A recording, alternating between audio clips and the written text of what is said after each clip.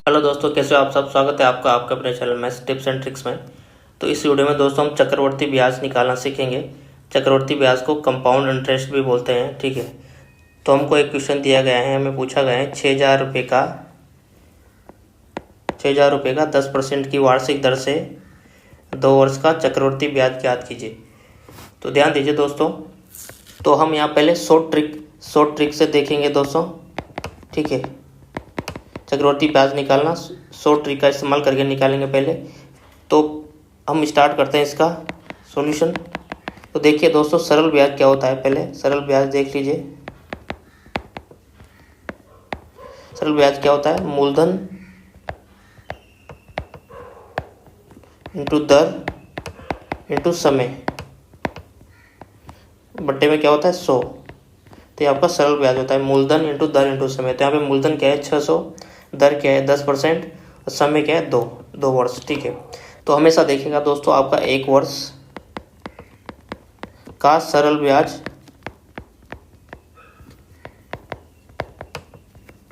और चक्रवर्ती ब्याज हमेशा बराबर होते हैं, ठीक है दोस्तों। 1 वर्ष का सरल ब्याज और चक्रवर्ती ब्याज हमेशा बराबर होते हैं। तो देखिए, अब जो क्वेश्चन दिया गया है 6,000 रुपये का 10% की वार्षिक दर से 1 साल का ब्याज कितना होगा दोस्तों, कितना होगा 6,000 इंटू दर 10%।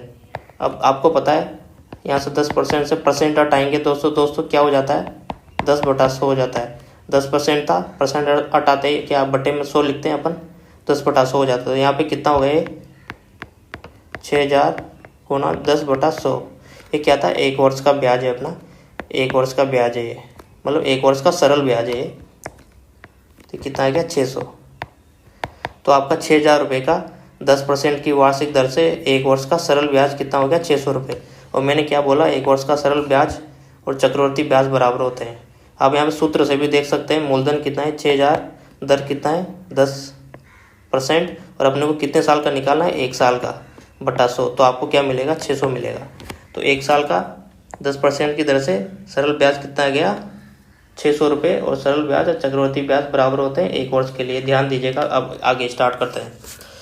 तो दोस्तों अपने को क्या है चक्रवर्ती ब्याज निकालना है। तो हम शॉर्ट ट्रिक देखेंगे पहले। तो आपको क्या करना है, चक्रवर्ती ब्याज कितने साल का निकालना है आपको 2 साल का। सबसे पहले क्या कीजिए, ऐसे लिख लीजिए फर्स्ट ईयर, फिर लिख लीजिए सेकेंड ईयर, ठीक है। फर्स्ट ईयर के सामने से एक लाइन खींच लीजिए और सेकेंड ईयर के सामने से 2 लाइन खींच लीजिए, ठीक है दोस्तों। अब क्या कीजिए, फर्स्ट ईयर में लिख लीजिए 600, क्योंकि मैंने क्या बोला फर्स्ट ईयर का सरल ब्याज और चक्रवर्ती ब्याज बराबर होता है और सरल ब्याज क्या आ गया 600, तो 600 को यहाँ पे रख दिया। दूसरे साल में क्या कीजिए, इस सेकेंड ईयर के सामने पहली लाइन पे 600 को ऐसे कैसे उतार देना है। दूसरी लाइन पे क्या करना है आपको, जो 600 है ना दोस्तों, पहला वाला 600 उसका 10% निकाल देना आपको। तो कितना आता है 60। आ गया होगा आपको समझ में। 10% क्यों निकला अपने को, क्योंकि ब्याज दर अपनी 10% थी, ठीक है। तो अपने क्या किया, सेकंड ईयर के सामने 600 को ऐसे कैसे उतार दिया और यहाँ पे क्या लिखेंगे सेकंड लाइन में, जो 600 है ना ये वाला, इसका 10% लिख देंगे, कितना 60। तो आपका ये आ चुका है। फर्स्ट ईयर का चक्रवर्ती ब्याज कितना आ गया ये, दूसरे ईयर का चक्रवर्ती ब्याज क्या गया ये। अब टोटल 2 साल का चक्रवर्ती ब्याज कितना आ गया दोस्तों, टोटल 2 वर्ष का चक्रवर्ती ब्याज कितना आ गया आपको, इन दोनों को जोड़ देना है आपको। तो कितना हो जाएगा 600 + 600 1200 और 60। तो कितना हो गया ये देख लीजिए 1260। तो आपका 2 वर्ष का 6,000 रुपये का 10% की वार्षिक दर से सरल चक्रवर्ती ब्याज आ गया 1260। तो यहाँ पे चक्रवर्ती ब्याज, इसको कंपाउंड इंटरेस्ट बोला था मैंने अंग्रेजी में, कंपाउंड इंटरेस्ट। चक्रवर्ती ब्याज कितना गया 1260, चक्रवर्ती ब्याज ही आ गया। मूलधन क्या था आपका 6,000, मूलधन कितना है 6,000 यहाँ पे, ठीक है 6,000। तो आपको 2 साल बाद कितने रुपए लौटाने होंगे दोस्तों, जितने रुपए लौटाने हैं 2 साल बाद कितने हो जाएंगे। मूलधन कितना है 6,000 और चक्रवर्ती ब्याज कितना हो गया, ठीक है। इतने रुपए आपको लौटाने होंगे, ठीक है। तो कितना हो गया 7,260 रुपये। 2 साल बाद आपको इतने रुपए लौटाने होंगे। ये क्या है, जितने रुपए लौटाने हैं, मूलधन इंटू चक्रवर्ती प्लस चक्रवर्ती ब्याज, ठीक है। तो अगला क्वेश्चन देखते हैं। आपको यहाँ से समझ में नहीं आया हो तो अगले क्वेश्चन के बाद आपको श्योरली समझ आ जाएगी ट्रिक दोस्तों। तो ध्यान से देखिएगा, पूरा वीडियो देखिएगा। क्वेश्चन पे आ जाइए दोस्तों। हमसे पूछा गया है 15,600 का 10% की वार्षिक ब्याज दर से 3 वर्ष का चक्रवृद्धि ब्याज ज्ञात कीजिए। तो मैंने आपको क्या बोला है, 1 साल का सरल ब्याज और चक्रवृद्धि ब्याज बराबर होते हैं। तो 1 साल का सरल ब्याज क्या हो जाएगा आपका, मूलधन कितना दिया गया अपने को 15,600, तो 15,600 दर कितनी है 10%। तो 1 साल का सरल ब्याज कितना हो गया, 2 जीरो से 2 जीरो गए तो 1560 रुपये, 1,560 रुपये हो गए दोस्तों 1 साल का आपका सरल ब्याज। देखिए अपने को क्या चक्रवृद्धि ब्याज निकालना है शॉर्ट ट्रिक से। तो ऐसे लिख लीजिए, first year, second year, third year. मैंने क्या बोला, फर्स्ट ईयर के सामने एक लाइन खींच लीजिए, सेकेंड ईयर के सामने ऐसे 2 लाइन खींच लीजिए, थर्ड ईयर के सामने ऐसे 3 लाइन खींच लीजिए। अब देखिए फर्स्ट ईयर में क्या, चक्रवृद्धि ब्याज बराबर सरल ब्याज कितना आ गया 1560 रुपये, ठीक है।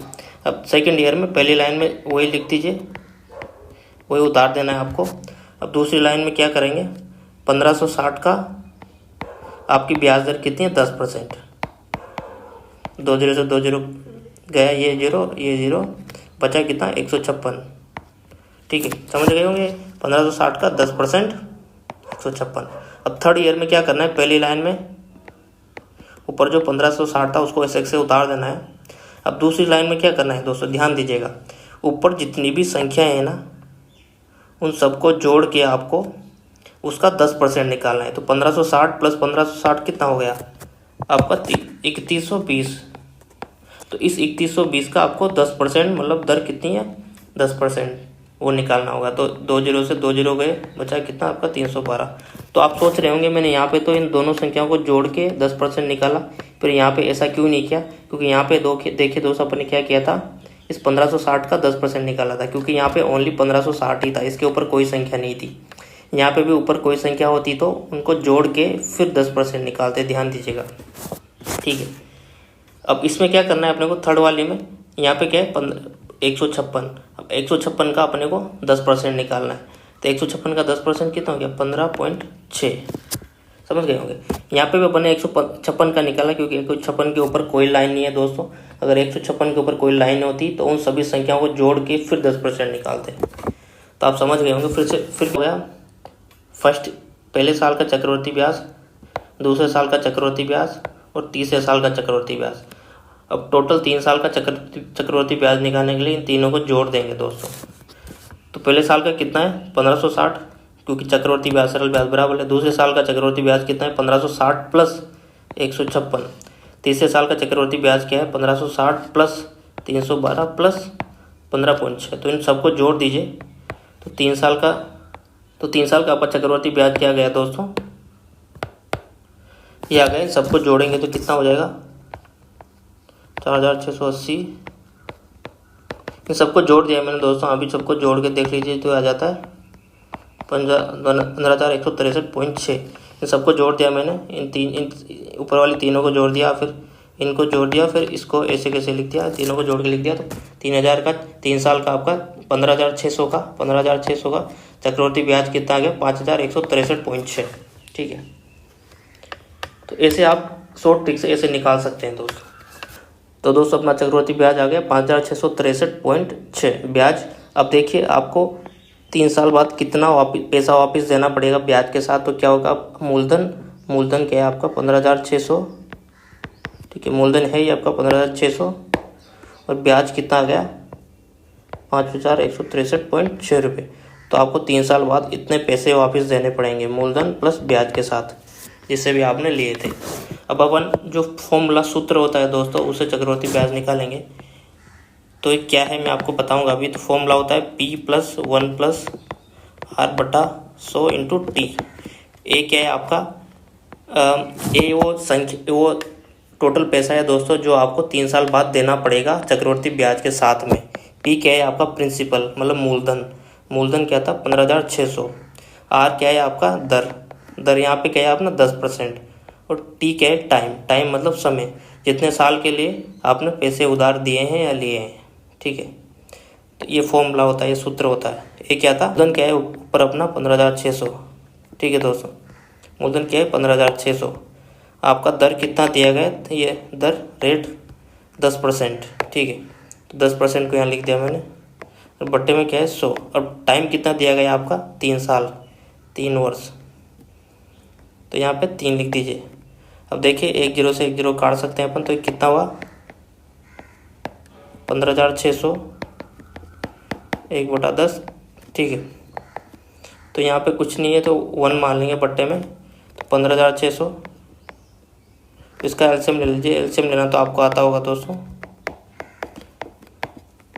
सोल्व करना तो मैं ये समझ रहा हूँ कि आपको आता होगा, ठीक है। तो कितना हो गया 15,600, ऊपर क्या हो गया 10 + 1 11, नीचे 10 क्यूब।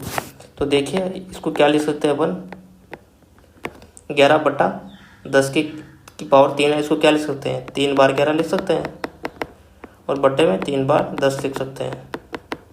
अब देखिए यहाँ से 1 0 से 1 0 गया, दूसरे 0 से दूसरे 0 गया, बचा कितना आपका 156। ऊपर कितना बचा 11 × 11 × 11, नीचे कितना बचा 10।